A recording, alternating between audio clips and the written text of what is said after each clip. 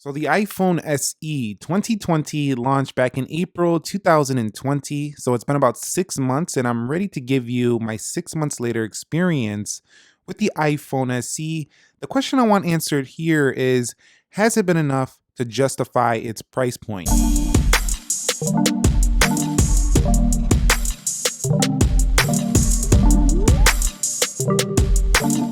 What is up, guys? Nick here, helping you to master your technology. The iPhone SE comes in right around 349 bucks and goes up from there to get the 128 gigabyte model. It starts at 64.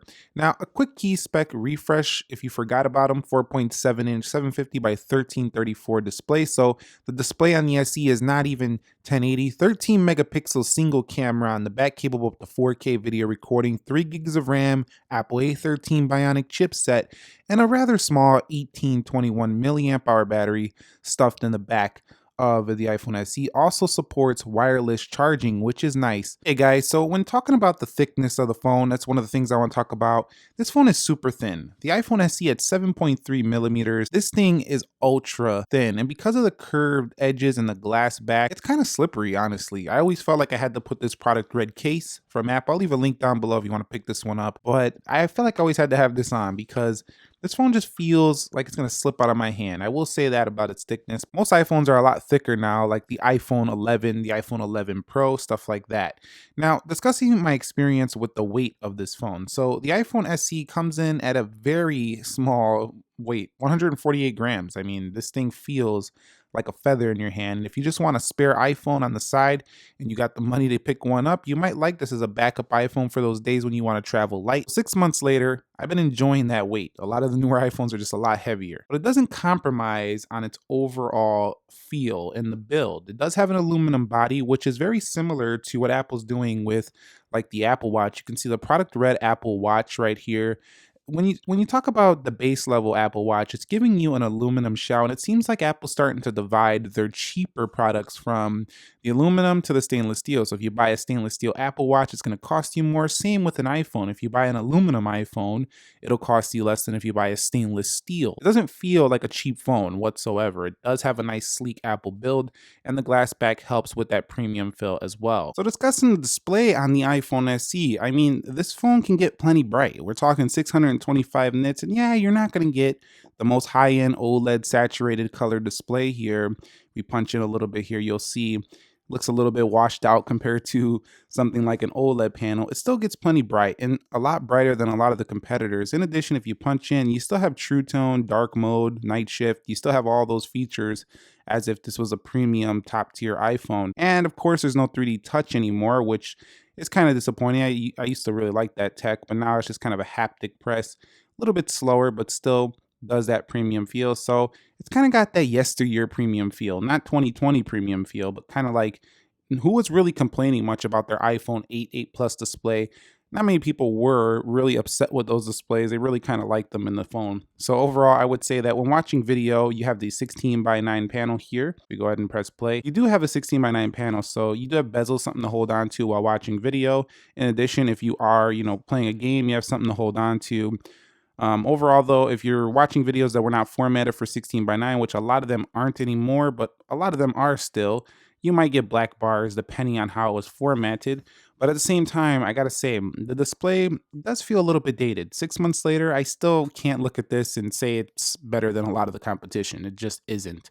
But it is a nice bright display. I do like how bright it does get. Now, on the topic of the smooth feel, though, 60 hertz. This is not 120 hertz. Yes, the 120 hertz Android phones are smoother when scrolling through these pages. But iOS, again, I'm going to say it again, I said it before, for a 60 hertz phone, it's one of the smoothest 60 hertz experiences you're going to get. The thing that is really nice though about this, hey, this is the iPhone. It's so easy to text on this phone because the keyboard is very accurate, even though it's a smaller keyboard. But because the screen is so small, it's easy to one-hand type on this phone. That's one of the joys of using the iPhone SE. This is the iPhone SE, especially one-handed. So this thing right here with the swipe text, even better than before. Really feeling this keyboard for texting. However, when it comes to landscape typing, because it's small, your thumbs might bump into each other. So landscape typing, not my favorite. Web browsing on a 4.7-inch display, because it's 16 by 9 is actually acceptable. The reason why it's acceptable is because it's kind of a wide screen. It's not, it is small, but it has a nice width to it. It's not super narrow. So even though it's only 4.7 inches, it's pretty comfortable to browse on here. Yeah, it is small compared to a larger phone. And if you're doing most of your tasks on an iPhone, this is not the one for you. You're going to want a bigger one. Still, I think most people will be fine with this. And because in Safari, you can use reader mode, it makes it really easy to read on basically any iPhone. So basically, I'm pretty happy with the overall browsing experience on this device. And if it's still too small, you can go into display settings and go to the zoom settings, hit the zoom mode, and it will just make the whole display scale up a little bit larger. Icons will look huge. So overall, I mean, you can find ways around that smaller display if you still want to get this price point of the SE. So switching gears to iOS 14, so you can see the app library right here, really changing up the game and how the iPhone works. Does it work any different on the smaller iPhone? Yeah, well, the plus sign is in the right instead of the left on the newer iPhones.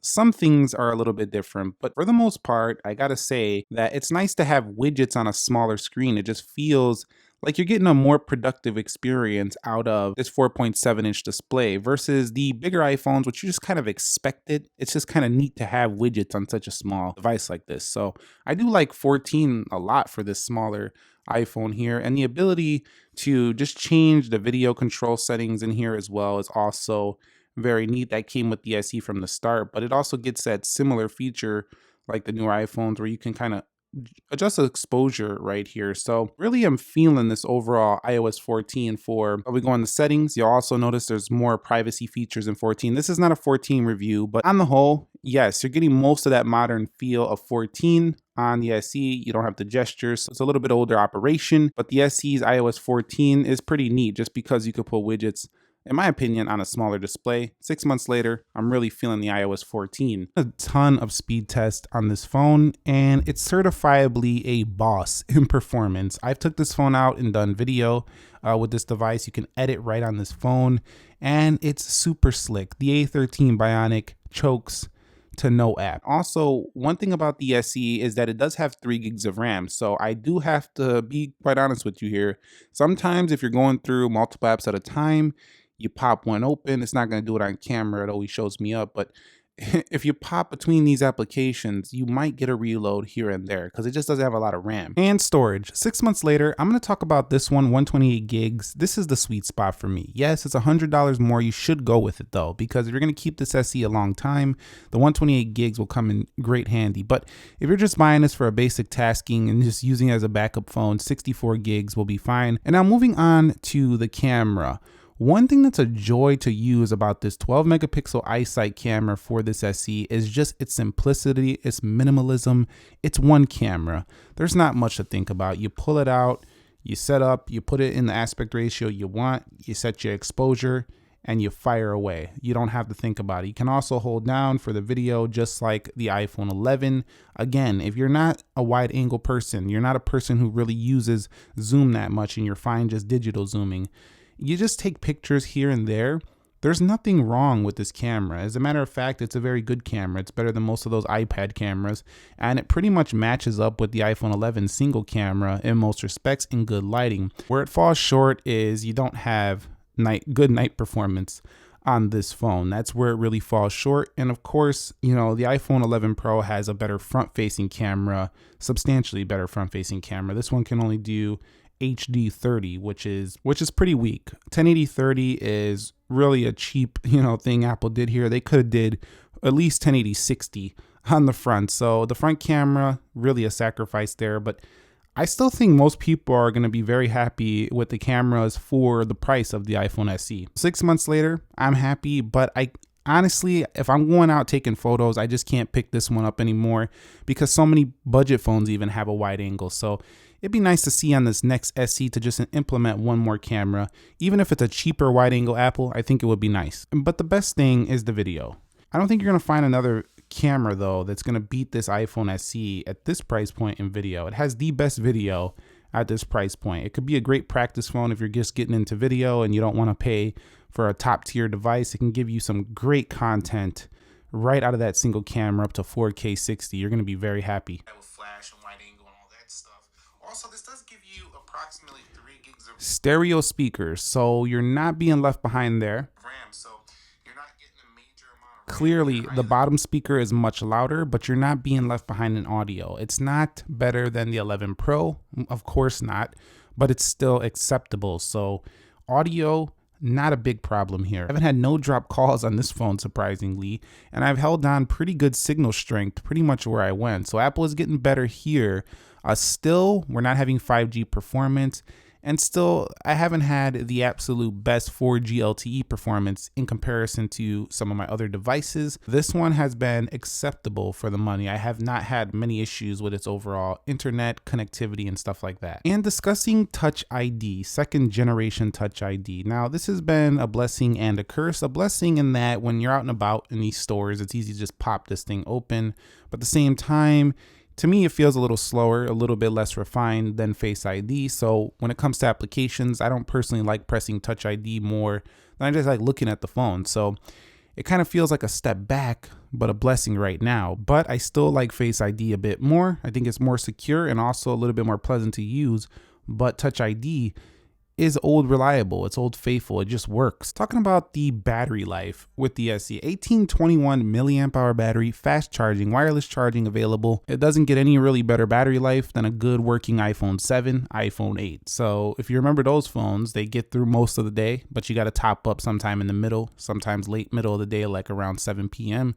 So this one for me is not a full day phone if you're a heavy user. If you're a light user, easily a full day phone. If you're a medium user, you might make it as well, but if you're heavy using this phone, no way. It also comes with a 5-watt charger in the box, which is pretty weak. And the last thing I want to talk about is the color. I love that Apple brought this thing out in product red. I think it's a great price point for getting a beautiful red phone. You can also get this in white and black as well, so if you don't like this color, you're good to go there. You want something more clean, you might want the white. You want something more stealthy, you might want the black color. But overall, I think it's a good 3 color options for most. In conclusion, 6 months later, overall, I really like this phone for the price. I think most people buying this are going to be happy users if they're not stacking it up next to a more premium iPhone. I mean, you got to weigh your expectations. You got to know what you're getting into here. I think if you're the type of person who's really looking for the most features you can get for the money, I think there's better options out there. But I think if you want Apple at a low price point, you can't go wrong with the SE, but realize that this design is not going to be around for much longer. Anyway, if you guys found this video helpful, entertaining, informing, do me a favor, click that like button for me and let me know your experience 6 months later if you were one of the first buyers of this phone down below in the comments. Also, if you just picked one up, let us know what you've been thinking about the iPhone SE. I also have the Galaxy S20 FE on the way, so stay tuned for that. Nick here helping you to master your technology. Be sure to be well. I'll catch you all in the next one, and peace.